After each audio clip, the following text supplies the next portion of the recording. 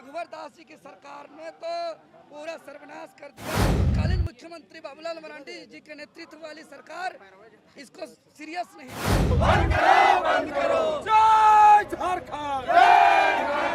साथियों सलाम, नमस्ते, सत श्री अकाल और जय भीम जोहार। साथियों हमारे पीछे जो आप देख रही है मजमा लगा हुआ है, ये मजमा खतियान 1932 के लिए 650 किलोमीटर पद यात्रा कर यहाँ पहुँचा है और उसका साथ देने रांची से भी लोग पहुँचे हैं। नौजवानों की टोली है और इसकी अगुवाई कर रहा है जेल कैम नाम का मोर्चा, जिसके सुप्रीमो हैं टाइगर जयराम महतो, डुमरी विधायक।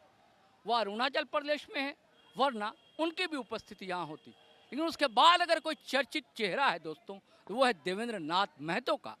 वही देवेंद्र नाथ महतो जिन्होंने सिल्ली विधानसभा चुनाव में सुदेश कुमार महतो को पानी पिला दिया था और लोकसभा चुनाव में भी अच्छा खासा मत हासिल किया था। हम चलिए जानते हैं और उनसे समझने की कोशिश करते हैं कि पूरा मामला क्यों है, क्यों उद्वेलित है जेल कैंप के कार्यकर्ता। आज जो यह दृश्य देख रहे हैं कि राज्य के युवा अपना अयासी जिंदगी छोड़ करके अपना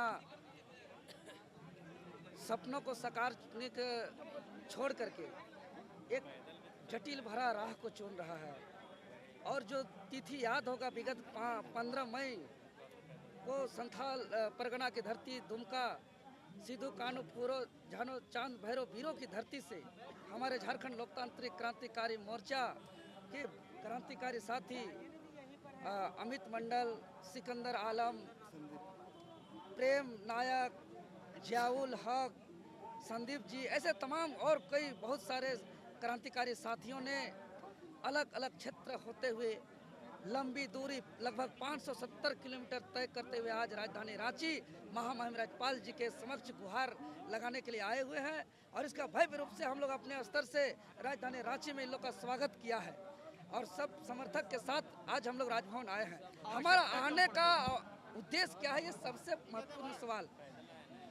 आज देख रहे झारखंड प्रदेश गठन हुए 25 साल हो गया और अलग झारखंड राज्य के गठन का उद्देश्य क्या था? चूंकि लंबे संघर्ष, त्याग, बलिदान, कुर्बानी के स्वरूप अलग झारखंड राज्य 15 नवंबर 2000 को हुआ और यह संघर्ष, त्याग, बलिदान के परिणाम स्वरूप हुआ। और आंदोलन का जो आधार था वो भाषा, संस्कृति, अस्मिता और शोषण। लेकिन आज जितना भी आधार को लेकर के आंदोलन किया गया था, अलग झारखंड हुए 25 साल के बावजूद आज एक भी सपना साकार नहीं हुआ। यह दुर्भाग्य है। जबकि राज्य के अंदर सत्ता संभालने का सबको मौका मिला। AJSU party, Jharkhand Mukti Morcha, Congress party, Bharatiya Janata party, सबको मौका मिला, लेकिन सभी पार्टी ने स्थानीयता विधेयक को फिर लटकाया है, भटकाया है, अटकाया है। और यहाँ के नेताओं का विजन क्लियर नहीं होने से, लटकाने, भटकाने, अटकाने की वजह से आज राज्य के युवाओं को नौकरी का अधिकार का हनन हो रहा है और अन्य राज्य के युवाओं को यहाँ के नियुक्तियां में नौकरी मिल रहा है। यह दुर्भाग्य है। इससे हमारा पहचान भी छिना रहा है, अस्मिता भी हम लोग का बर्बाद हो रहा है। इसी को लेकर के आज आए हैं। अगर हम स्थानीय नीति की बात करेंगे तो सर्वप्रथम जो अलग राज्य के साथी बाबूलाल मरांडी जी की सरकार बनते ही 8 अगस्त 2002 को स्थानीयता विधेयक को लाया था और उसमें प्रावधान किया था जिला को आधार मानते हुए इसमें व्यवस्था किया गया था कि जिस जिला में जिसका या जिसका पूर्वज का नाम जमीन सर्वे सेटलमेंट में उल्लेख है उसको उस जिला का स्थानीय माना जाएगा। यह जनता के जनभावना के अनुरूप था, लेकिन एक महज याचिका के आधार मानते हुए 23 नवंबर 2000 ईस्वी को माननीय हाईकोर्ट ने निरस्त कर दिया। लेकिन तत्कालीन मुख्यमंत्री बाबूलाल मरांडी जी के नेतृत्व वाली सरकार इसको सीरियस नहीं लिया, इसको आगे कानूनन लड़ाई नहीं लड़ा, इसको आगे तर्क के साथ बात नहीं रखा और ठंडे अवस्था में एक अस्तित्व का मामला, एक अधिकार का मामला, एक पहचान का मामला को छोड़ दिया गया। दुष्परिणाम यह है कि 25 साल तक लटके का लटके रह गया, भटकते रह गया, अटकते रह गया। और अंततः जब 2010 में अर्जुन मुंडा की सरकार बनती है तो अर्जुन मुंडा की सरकार में एक मंत्रिमंडलीय उप समिति का गठन होता है और उसका मुख्य संयोजक आजसू पार्टी के सुप्रीमो हमारे सिल्ली विधायक माननीय सुदेश कुमार महतो जी को बनाया जाता है।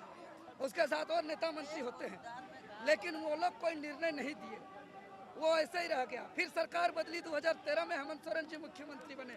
हेमंत सोरेन जी के कार्यकाल में भी एक मंत्रिमंडलीय उप समिति का यही स्थानीय विधेयक के मामले पर उप समिति का गठन हुआ और उसमें फिर से तत्कालीन मंत्री डॉक्टर राजेंद्र प्रसाद सिंह जी को स्वर्गीय डॉक्टर राजेंद्र प्रसाद सिंह जी के संयोजकता में, जिसमें बंधु तिर्की जी, बैद्यनाथ राम जी ऐसे तमाम और लोगों को ये बनाया गया सदस्यता के रूप में एक उप समिति का गठन किया गया, मंत्रिमंडलीय उप समिति। लेकिन वो भी कोई अनुशंसा नहीं किया कि क्या नीति होना चाहिए। फिर अंततः उसके बाद 2016 में जब रघुवर दास जी की सरकार आई तो रघुवर दास जी की सरकार ने तो पूरा सर्वनाश कर दिया। जनता के जनभावना के पूरा विपरीत कटअप वर्ष 1985 मानते हुए एक स्थानीय नीति को परिभाषित कैबिनेट के आधार पर किया।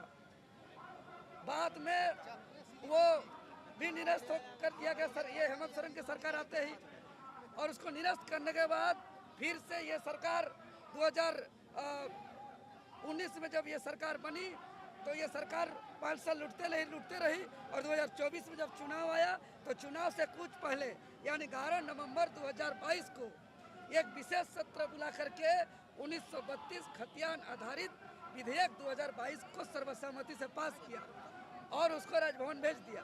राजभवन में कुछ दिनों तक रहने के बाद राजभवन पहले सरकार को वापस किया, उसके बाद अटॉर्नी जनरल के संदेश के साथ विधानसभा को वापस किया। विधानसभा में जाने के बाद उस विधेयक को स्पीकर सार्वजनिक उसको पढ़ते हैं और सरकार उसी समय निर्णय लेता है कि फिर से पारित करने का, और बिना सुझाव का संशोधन किए फिर से पारित कर दिया 23 दिसंबर 2023 को। और अभी बोल दिया जा रहा है कि ये विधायिकी कार्यवाही में प्रगतिशील में है। यही मामला जब हमारे पार्टी के एकलौता विधायक टाइगर जयराम महतो जी बजट सत्र में जोर शोर से उठाए थे तो उन्होंने प्रक्रियाधीन बता दिया। तो कहने का मतलब लटकाने से, अटकाने से, भटकाने से राज्य के युवा बर्बाद हो रहे हैं, पहचान छीना जा रहा है, अस्मिता यहाँ खत्म हो रहा है। इसीलिए यह जरूरत पड़ रहा है इस आंदोलन का। और हम यही कहेंगे सरकार से कि तत्काल कैबिनेट में पास किया जाए, इन 9वीं अनुसूची में धकेल के पल्ला झाड़ने का काम नहीं किया जाए। जब रघुवर दास 1985 में कैबिनेट में नियम कानून बना सकता है तो कोई भी कानून कैसे बनता है हम लोग अच्छी तरह जानते हैं। कोई भी कानून बनता है बोले विधेयक, ये विधान सारे मामले तो दादा लटके हुए, नियोजन नहीं तो कोई भी है ना, हम लोग कोड है, झारखंडी को बुड़बक बनाता है। देखिए सब अभी ये लोग लटका के रखना चाहता है। कोई भी कानून विधेयक नियम कैसे बनता है? पहले विधानसभा से या विधानमंडल से पारित होता है, राज्यपाल से अनुमति लेना पड़ता है। लेकिन अगर सरकार चाह ले कोई नियम कानून बनाना, अगर उसका दृढ़ इच्छा है तो वह कर सकता है। तमिलनाडु का एक उदाहरण लेंगे। 9-10 जून के आसपास सुप्रीम कोर्ट ने एक फैसला सुनाया था। तमिलनाडु सरकार 12 को विधेयक पारित करते हुए राज्यपाल को भेजा। 12 का 12 विधेयक को लंबे समय तक उसको अपने पास रखा। जब उसको माननीय सुप्रीम कोर्ट लेके गया वहाँ की सरकार तो 10 विधेयक को वापस कर दिया और 2 विधेयक को विचार के लिए राष्ट्रपति महामहिम जी के पास भेज दिया। जो वापस किया उसको पुनः बिना सुझाव का संशोधन किए फिर से सरकार भेज दिया। जब फिर से भेज दिया तब उसको ये 10 विधेयक को तमिलनाडु के राज्यपाल ने 10 विधेयक को राष्ट्रपति के पास विचार के लिए भेज दिया।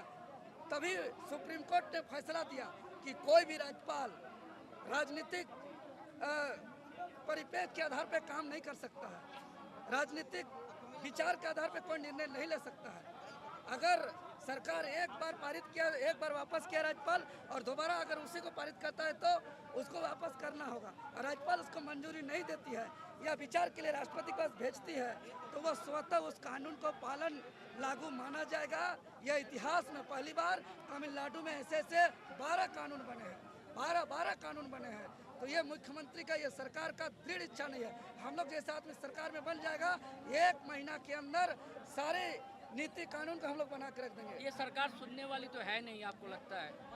उलगुलान करेंगे, आंदोलन करेंगे, शराब नीति का विरोध करेंगे, सरना कोड की मांग करेंगे, पेशा कानून की मांग करेंगे, उद्योग नीति, विस्थापन नीति, कृषि नीति, पुनर्वास नीति का हम लोग मांग करेंगे। श्रीराम टोली भी देखिए, आपने भी समर्थन दिया था। जी बिल्कुल, और चालू हो गया। और अब राज्य के युवा अगर इस विधेयक को कानून नहीं बनाती है तो अभी आगामी जो मानसून सत्र होने वाला है इस पर हम लोग आंदोलन करेंगे, पूरा जोर शोर से आंदोलन करेंगे। साथियों, आपने इनसे बातचीत सुनी। इन्होंने कहा कि रघुवर दास ने सर्वनाश कर दिया था 32 के खतियान का। सारी बातें आपने दोस्तों सुनी इनसे। चलिए दोस्तों, अब हमें आज्ञा दीजिए, इजाज़त दीजिए। लेकिन इससे पहले आपसे वही आग्रह है, गुजारिश है कि अगर आपने हमारा चैनल सब्सक्राइब नहीं किया दोस्तों तो ज़रूर कर लें। सब्सक्राइब कर लिया तो ज्वाइन बटन दबाना हरगिज़ ना भूलें और वीडियो धड़ाधड़ फटाफट खटाखट शेयर करें, लाइक करें, कमेंट करें। आज्ञा दें, इजाज़त दें। जय हिंद, जय भारत।